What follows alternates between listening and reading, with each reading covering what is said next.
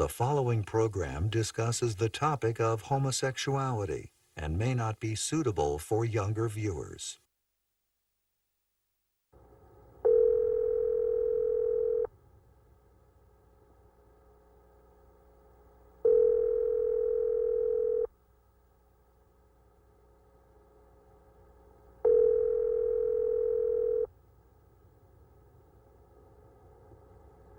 This is Father Harvey's room at Wills Hall at DeSales University. This is his actual room.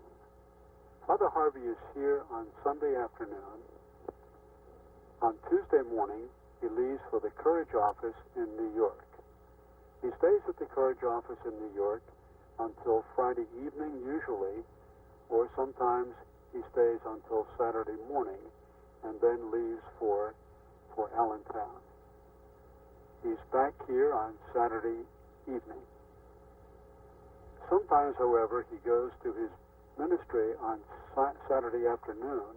Other times he goes to his ministry on Sunday morning and comes back on Sunday afternoon and starts this cycle again. This will give you some idea of his schedule if you're calling to speak with him and he's not here. Thank you so much for calling.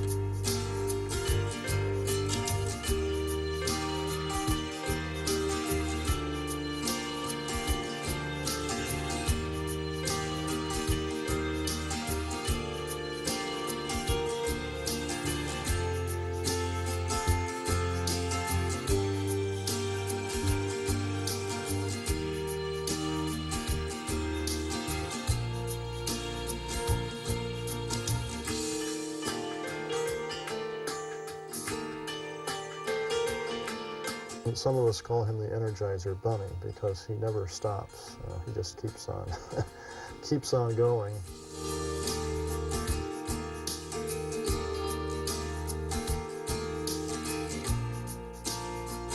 Very, very gentle man.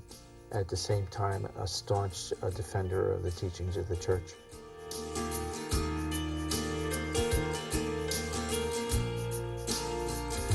Father Harvey has the wonderful gift of solid theology and a thorough theology and deep theological understanding, but also a way of expressing that's very pastoral. It's very understanding. It's very sensitive to those who are to receive the message, and it's the message of the cross very often.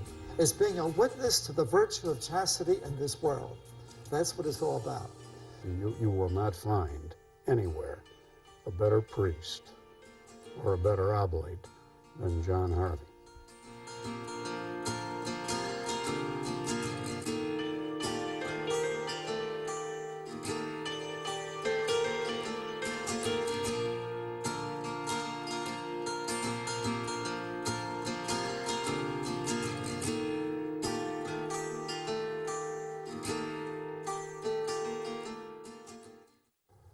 I was born in Philadelphia in April of 1918, and I was the third or fourth children of my father, Patrick Harvey, and my mother, Margaret Harkins.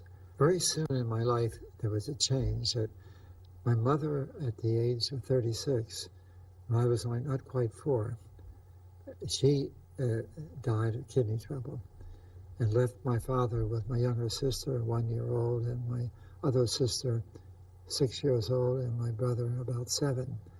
And so everything was centered around the father. It was a time of sacrifice. It was depression. He had, thanks be to God, he always had a job. We always had enough to eat and food. But we also knew everybody around us was suffering. And so we all learned the spirit of sacrifice because that's how everybody had to live during that period. But it was a happy period because people really shared with each other. Actually, I think it was my father was responsible for all of us turning out to be very good Catholics because he was so religious. On one occasion, we hookied Sunday school, the Catholic school, when we were still in public school. You know, I'm beginning my second grade or so. We went out to the park, Shimomi, and we went fishing instead of going to Sunday school. We had gone to Mass, but we didn't go to Sunday school. And a pouring rain came down, and we decided to come to Sunday school late. And we came in late, and the pastor let my father know that we weren't there. And my father had a few things to say about that. Yeah. But he didn't. He simply said, "You will go, make sure you're there next time." There was no beating, no strapping. He just, "This is what got to be do, you know." My father had 3 wonderful sisters. Oh, It yeah. pitched in and helped a lot. As you know, his Father John went to live with one sister for 2.5 years. 2.5 years. Another one of his sisters was close by, and she would take her daughter out to buy clothing. She would buy my clothing, and my brother's clothing. That's right. And then there was another sister who lived in Ireland, and she decided my father needed help. And she said to her daughter, her name was Bridget, "I think you should go over and help Pat. That's my father. He needs help." And that's how come she came. And her name was Bridget, but she later changed her name to Beatrice. Beatrice. We teased the life out of her. My father went to work, and in the evening, she would invite her friends and roll up the roads, 3 or 4 or 5 couples, and they do Irish dancing. That's right. And they had the 3-piece band with them. That's right. And they'd clear it out by 12 o'clock. That's right. And rolled the roads back in place. That's right. The house as it was. And my father would say, "Was there a party here last night, John?" I said, "I don't know." We protected her, you know. She brought happiness into our home. Yes, she did. My father worked night work in days when there was no unions. He worked 12 hours every night, 6 p.m. to 6 a.m. Came home, slept till around 2, got up, and began getting things ready around the house. For a while he was the cook, till we grew up to a stage where we could help him. And he managed that quite well. I could say I was a sports nut of the first order. What's that? I was very much involved in following the Philadelphia Athletics, and in those days they won 3 pennants and 2 championships, World Series, and I took it very seriously. And when I lose a ball game at the very end, I went upstairs and weep on the bed. I wanted to be, if I wasn't going to be a priest, I'd be a sports writer. Of course, I didn't take that too seriously. You know? He was a typical boy. And we were a happy family. And I heard the story of St. Francis Xavier being read by the nuns in 2nd grade about how he was going to be a famous professor at the University of Paris. And Ignatius Loyola, the great Jesuit founder, came along, and he talked Francis Xavier to leave his big job as a professor and go and join the Jesuits. And he joined them. And I'm listening to that, and I said to myself, I like him. I am going to be like him. I'm 8 years old. And do you know what? I was confirmed a few months later. My name was Francis Xavier for confirmation. So kids think deep thoughts long before adults even know it. You know what I mean? So that was a happy moment. He graduated from high school. He did have the highest marks in the class.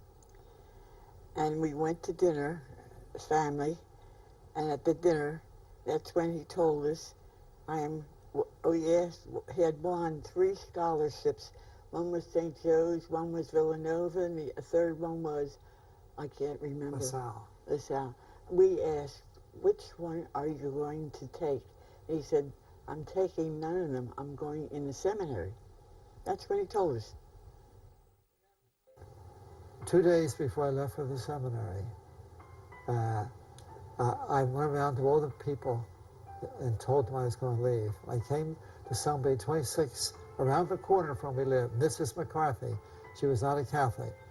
I said, Mrs. McCarthy, this is the last thing I'm going to serve you paper. It was actually a Friday. The next day was 4th of July, and the Philadelphia Bulletin was not given out on the 4th of July.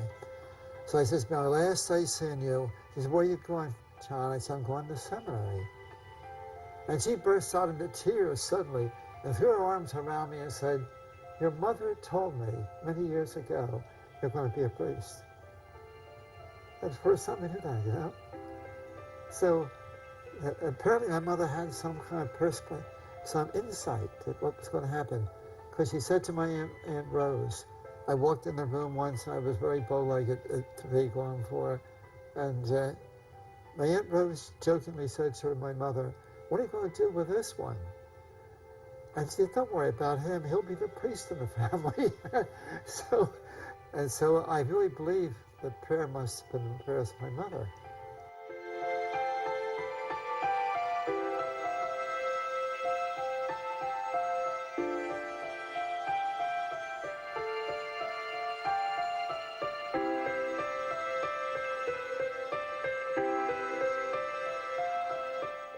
We felt good about it. We were happy about it. The truth of the matter was, I remember when you applied for the oblates, you were told you had a heart problem by a doctor. That's right. And because of the heart problem, you weren't sure they would accept you. That's right. So I made a novena to our miraculous medal. It was in Germantown at that time. I still believe it's there. The miraculous medal That's novena. right. That's right. That's right. And I made a novena that you would be okay and you would be accepted. And he was accepted. You know, I never knew that till just now. Need a kiss. He emphasized particularly that devout life is nothing more than doing ordinary things extraordinarily well. It's not so much what you do, but how you do it and for what reason do you do it. And what's the motive behind the whole thing? The motive has to be love. It's doing things for Christ. What St. Paul said, whatever you do in word or in action, eating, everything else, do it for the Lord. And that's what we do. We were told that we were not Trappist monks. We are not cloistered nuns who have rigorous periods of fasting. The fasting was subordinate to what he called interior mortification. Says there's more merit in accepting something very unpleasant that happens to you, maybe at a meal, when the food is very good, but the companionship is not. Accept that graciously. There's more mortification of that as if you didn't have the meal. See, he put great stress on the interior mortification bit. An attitude of gentleness toward yourself and the same toward others. And being kind in your speech and not using expressions which someone else could interpret as against them. But you do try to be gentle with every person with whom you come. Someone comes in all kinds of bad shape and you know it's their fault. You don't say, well, it's your fault, or something like that. You tell me what's going on, you know. So that directly influenced my work in homosexuality. Well, I have known Father Harvey for, believe it or not, 60 years. 59. I met him in the summer of 1947 in Toledo, Ohio, when he came to administer the psychological screening examination to all those young people out there in Toledo who were graduating from high school and wanted to be oblates. Father Harvey not only has a degree in theology, he has a master's degree in psychology. So he was, at that point, sort of the order's psychologist. And he was sent out. And one little anecdote about him that I'm dying to tell you is that I never forget it as long as I live. Father Harvey comes in, very, very official, very priestly, and tells us what this exam is all about and what we are to do. And then he gives us the papers, and we sit there and we're working on the exam. We notice that Father Harvey is in and out of the room constantly. Well, it turns out what he was doing was going out into another room and listening to the Phillies ball game on the radio, because he's been an avid Phillies fan all his life. I first met Father Harvey when I was a high school student in Philadelphia at the Albright High School, Northeast Catholic High School. And that was in about 1947. And I had been at an extracurricular activity after school hours, and I was going home, and school had already been left out about an hour. And when I went to the L platform in Philadelphia, nobody was there, so I had a cigarette. And smoking was forbidden within 2 blocks of the high school. But, you know, there I was all by myself on the platform, so I had a cigarette. And as I was smoking, this priest came around out of the entrance, and I dropped the cigarette, put my foot on it, but I'd already taken a puff of smoke. And he walked up to me. He said, who are you? I gave my name. Oh, you're a student? I said, yes. He, well, Father Harvey, I'm a visitor here at North Catholic. It's too warm still to have smoke, coming out of steam coming out of your mouth. I said, yes, Father. And I thought, oh, God, I'm going to get suspended now. So he made a crack, and we got on the L together and went down a couple of stops, and I got off, and he kept going. So that was my first introduction to him. It was an act of mercy that he showed me that I wasn't suspended from school. I've known Father Harvey since the day you enter, which is 29 years ago. Father Harvey's a legend. Father Harvey taught myself and probably many of us here when we were in the School of Theology in Washington, D.C., and taking various moral theology courses. He's quite a moral theologian. I didn't have him for a couple of years, but he was a member of the community. It was a large community, 100 people. We had large communities then. And it's amazing. He if I look at him, I think he looks pretty much like he looked when I had him. We all thought he was an elderly gentleman when we had him because he had white hair and balding. But he hasn't changed in 50 years. Well, he has a little bit. He slowed down. But a marvelous, marvelous spirit he had. Provincial called me in one day and said, how come your students don't know enough about homosexuality in the recent exam? It was an exam for hearing confessions.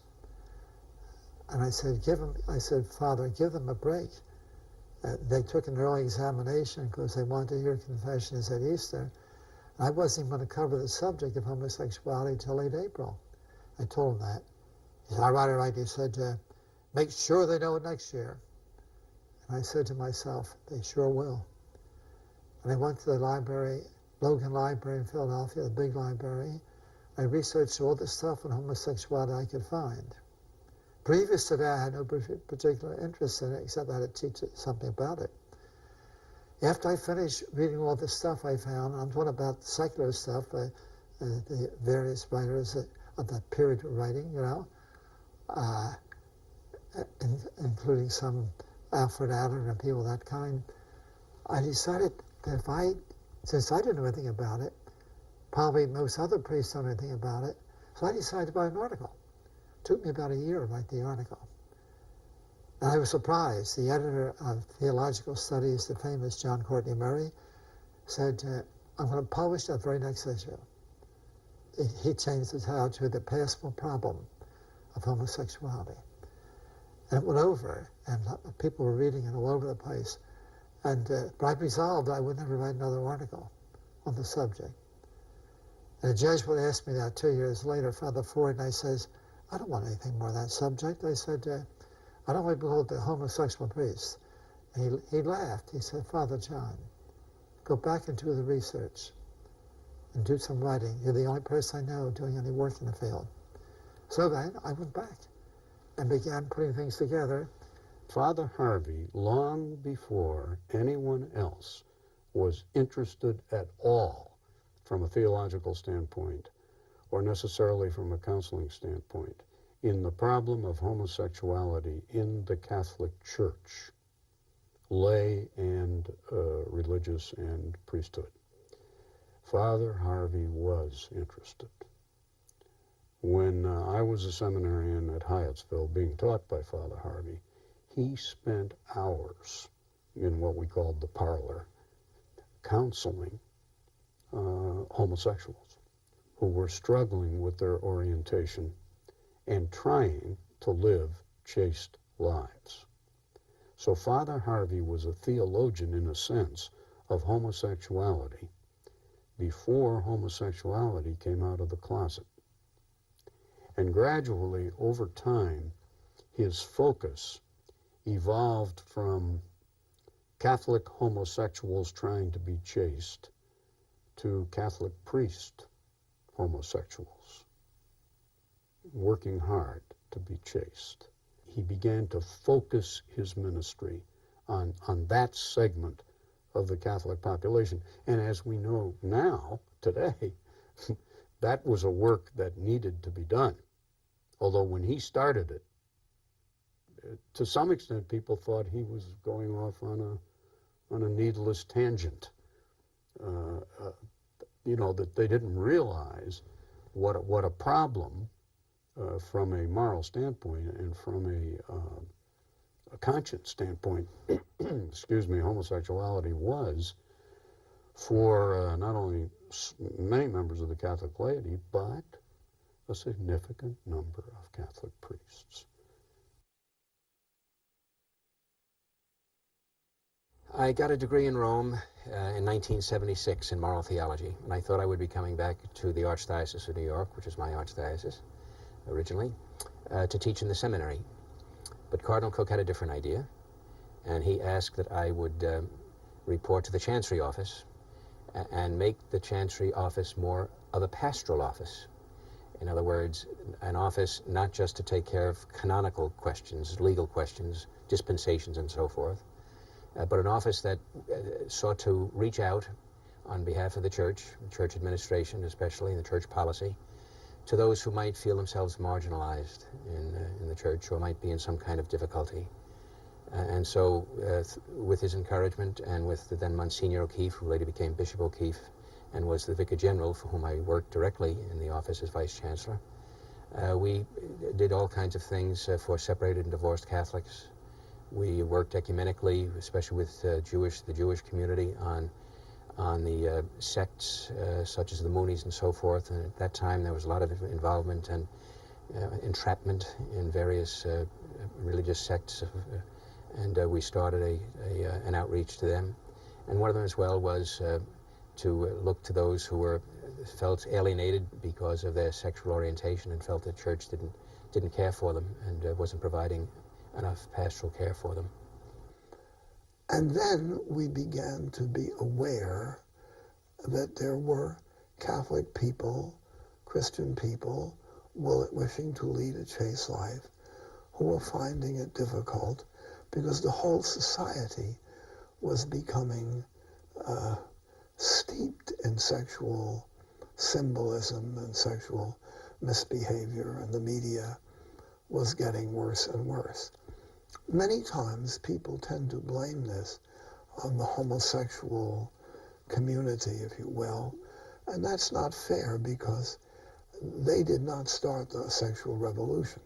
They were too small. The sexual revolution was begun by heterosexual people who wanted to misbehave in public. And then the homosexual group said, well, if it's okay for everybody else, what about us? And this was in the 70s and early 80s. So Cardinal Cook's idea was a purely compassionate one.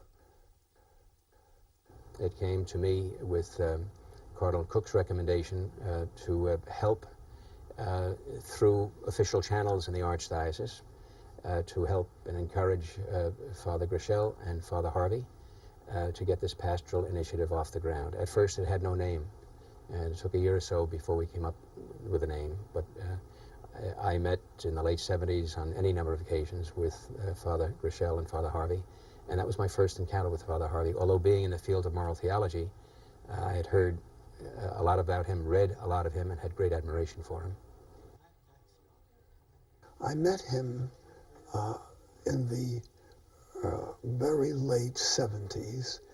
I became aware that he was working with people who had homosexual difficulties and helping them lead a chaste life. He was working in Philadelphia. And I heard about him. The bishops had made a statement on this, and they had used him as a resource. And because I was doing clinical work as a psychologist, I was becoming aware that this problem was growing. So I contacted him to get his advice on programs.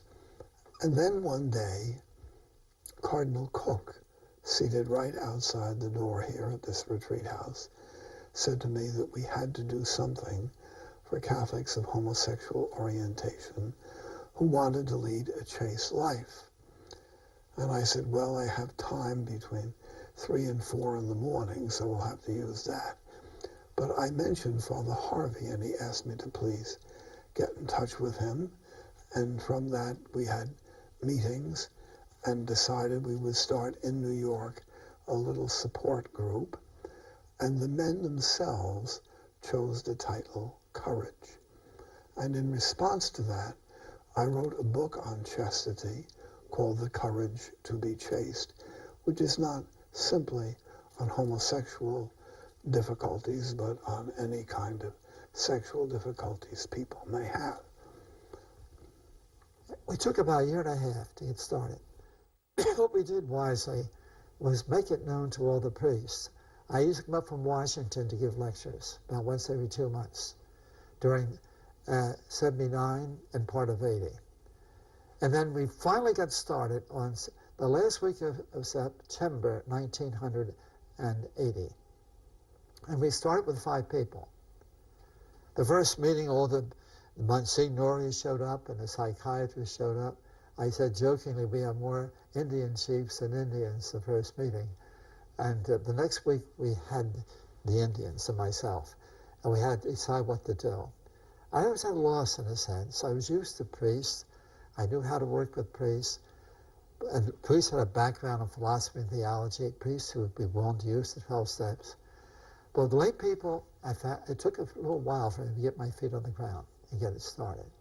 I think our first meeting, it was certainly a very significant one, was in a restaurant on 19th Street and 6th Avenue or something. It might be in a German place, or and the 3 of us, Father Harvey and Father Grischel and I, kind of spoke about all the parameters and where we could get set up the place and what the agenda would be, what the parameters of the whole program would be, the goals would be, how to approach the priests of the Archdiocese. To make there is a group called Dignity, which had and continues to have quite an influence, I think, in some Catholic circles, which we don't feel teaches fully what the Church stands for, and not only to give an alternative to dignity, but to spell out very clearly what courage was all about, so our priests would get on board. And so a lot of background work and filler was needed before we went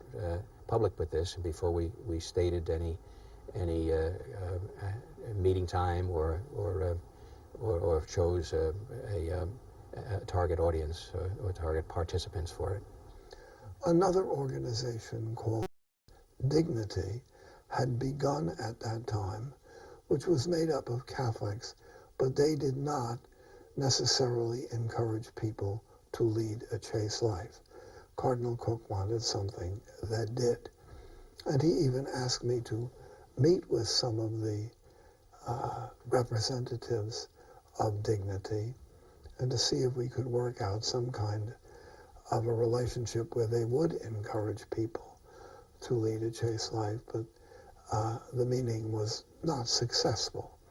In this system, we'd have people meet according to the goals. They'd meet each week, and they would discuss, take some aspect of themselves found in the 12 steps. We actually got permission from AA to change this one step Number one, instead of saying I'm an alcoholic and I'm powerless of this condition, we said I'm a person with homosexual tendencies and I'm powerless over this condition. All the other steps remain the same, because the same dynamics would work whether you're alcoholic or homosexual. And as through the power of the group and the grace that comes through the group, one learns to get a hold on himself, either controlling alcohol or controlling homosexual tendencies. The importance of the Courage Ministry is it's prophetic in a sense that the time that we're living in the church, in the culture, when the church within the culture are dialoguing, sexuality, I believe, is probably the hottest issue and really where the heresy lies within the culture. Courage is a response to that. It's not only a response to the people that struggle with same-sex attraction, but it also addresses, you know, the myths that the media have put out, what most people believe about human sexuality. So its role in the church is prophetic in that as people strive to live a holy Christian life, it's an example, it's a witness to Christ, it's a witness to the truth. So in every age in the church is called to be prophetic, but I think that's the nature of this ministry. It comes under attack because of that, too, because it is on the cutting edge. It's where the culture's dialoguing with the church and vice versa. So I see it will only grow. The church has always tried to minister to people with same-sex attractions, but this is a particular area where most people don't want to step forward and talk about it. And that's been hard. So Courage is kind of really filled a void there, and given a safe place for people to come together who struggle or who want to strive to be holy, chaste lives.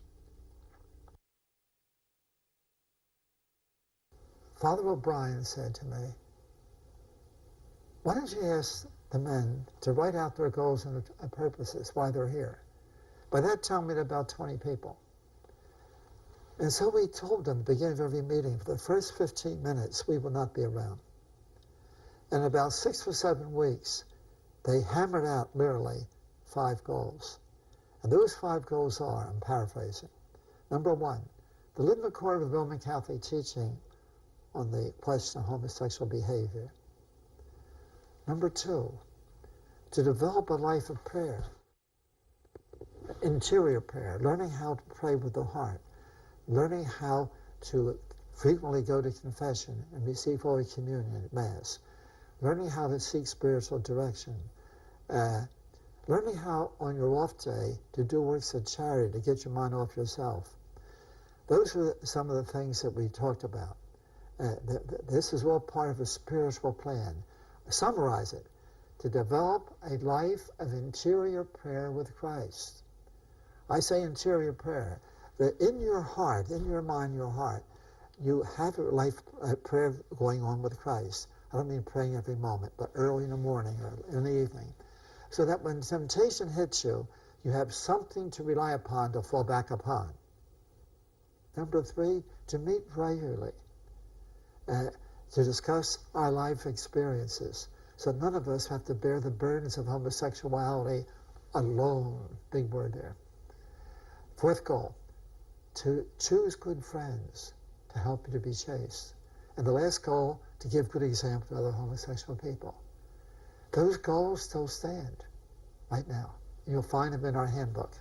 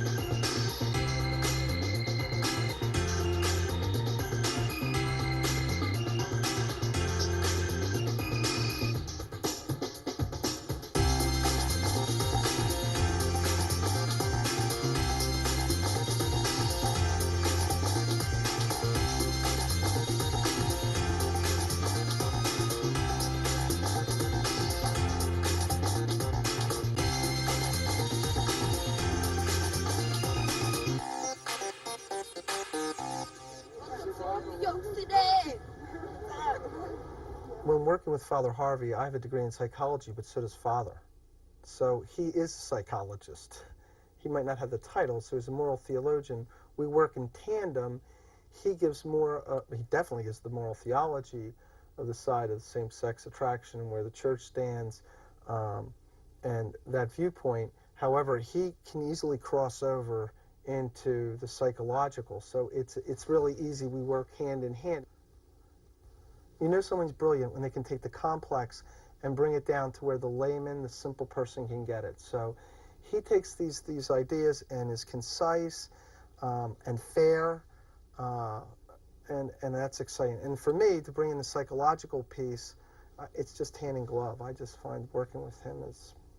I love answering questions together with him. We go back and forth. He'll take one, I'll take one. And it doesn't divide over psychology and theology. It's as much about the person and helping the whole person. I think Father Harvey's ministry has always been the person in Christ. It's not about just same-sex or sexuality. It's about a soul. And he's always guiding a soul. So that's what's unique. And hopefully I add to that work. Bishops want him all the time to speak to their priests or their seminarians, and I can see why. I mean, he's a wealth of knowledge. I've attended workshops that he's given to priests, and they all love him. He really does endear himself to his audience, and he's not very adversarial at all, even though it's a hot topic within the human community at this time. Sometimes he's gotten calls from dioceses where the bishop is aware that a substantial number of priests in his diocese either don't themselves know the church is teaching on chastity very well, or they're not quite sure how to communicate it to people with same-sex attractions. Hope that Father Harvey will come and speak to his priests to teach them what this ministry is about. And that's something Father will always do. It can be difficult, but I think he sees that as one of the main things that he has to do, or that Courage as a ministry needs to do, because we need to have our priests on our side, when it comes to promoting the church's teaching in this area. And Father Harvey is all about that. Like, he really wants the clergy involved in this ministry and supporting this ministry and understanding it and having that right pastoral sensitivity and dealing with people who are struggling with this.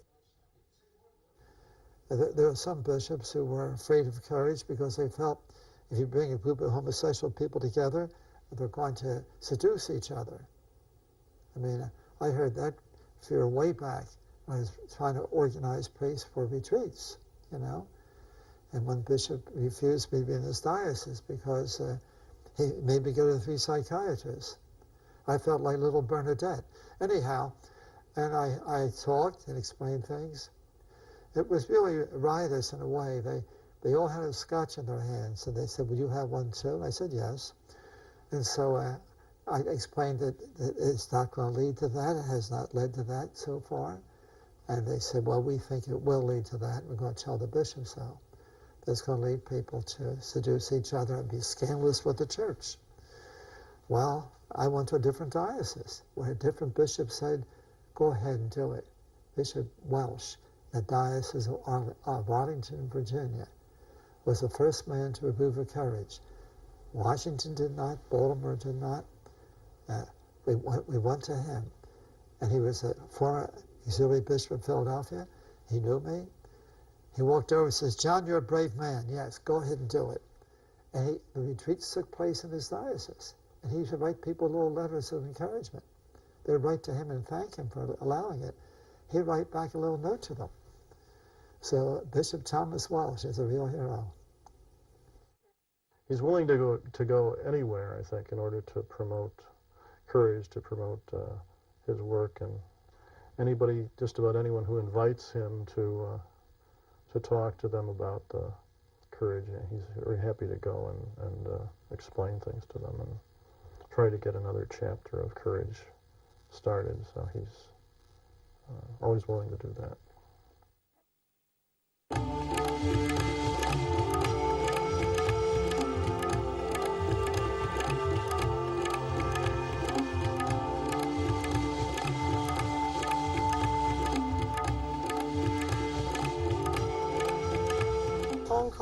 is a place where the majority of the population are Chinese. So from this perspective, they have the attitude towards homosexuality is rather traditional, like they follow the Chinese mentality. They don't find homosexual lifestyle acceptable. In Hong Kong, you see, is a place where the East meet the West. So we come under influence of Western culture. So in this way, more and more people among us find homosexual lifestyle acceptable as an alternative. So they are more open-minded to this issue. We are considering to set up a pastoral team for ministry to homosexuals in our diocese.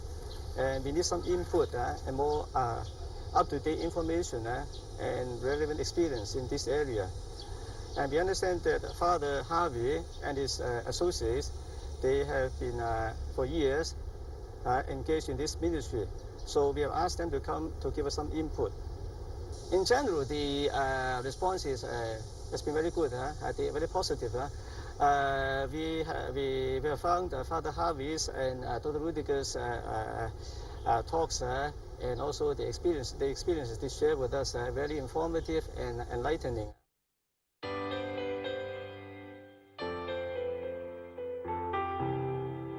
I think it's been a great step forward, and I think all would agree we never do enough. There's more to be done and probably more to be learned. And with great humility and faith and apostolic zeal, he continues on. And that's heroic virtue. That's an unusual quality. I think what I will remember him as a man, a holy man, is his unbelievable charity.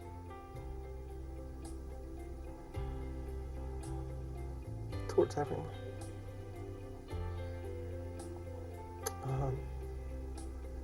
Very focused that way. Very fair. Always fair. I already think of him as a spiritual father, a grandfather. I love him dearly. His work is informed by his faith. He is a man of deep faith, and he prays about everything. And therefore, he is saintly. He is. That's what I'll remember about him.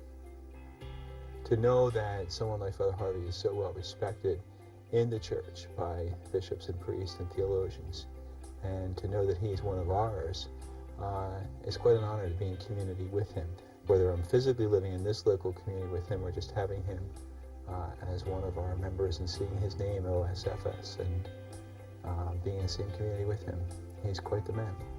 I want to be remembered as someone who was asked by Cardinal Cook to get Courage started. And I got it started, and I want to be faithful to what he wanted me to do. So I've remained with it all through the years, even though I was past the age of retirement, because I want to see this thing move in the country, be able to reach many other people besides what members we already have. I want to be remembered as being faithful to a mission. Love the sinner, hate the sin. That's John. Nothing could really slow you down if you decide it won't. And that's Father Harvey.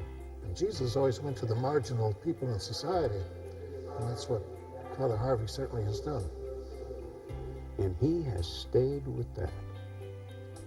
Sometimes against what I would think were insuperable odds, he stayed with it. To this day, he's still as enthusiastic about that apostolate today as he was 20 years ago. And the work that we've been able to encourage, we have done in spite of the difficulties, you know. It's been an uphill battle all the way. So, and it still is, you know. That's all right. When I was young, I was used to being in a battle. With kids, you know, I was living in a tough neighborhood, so I got good training, you know. they begin there. And I like what St. Paul says about, I finished the fight, you know. When I was a kid in grade school, I loved that quotation. I finished the fight. Now I'm waiting for the Lord to give me a reward.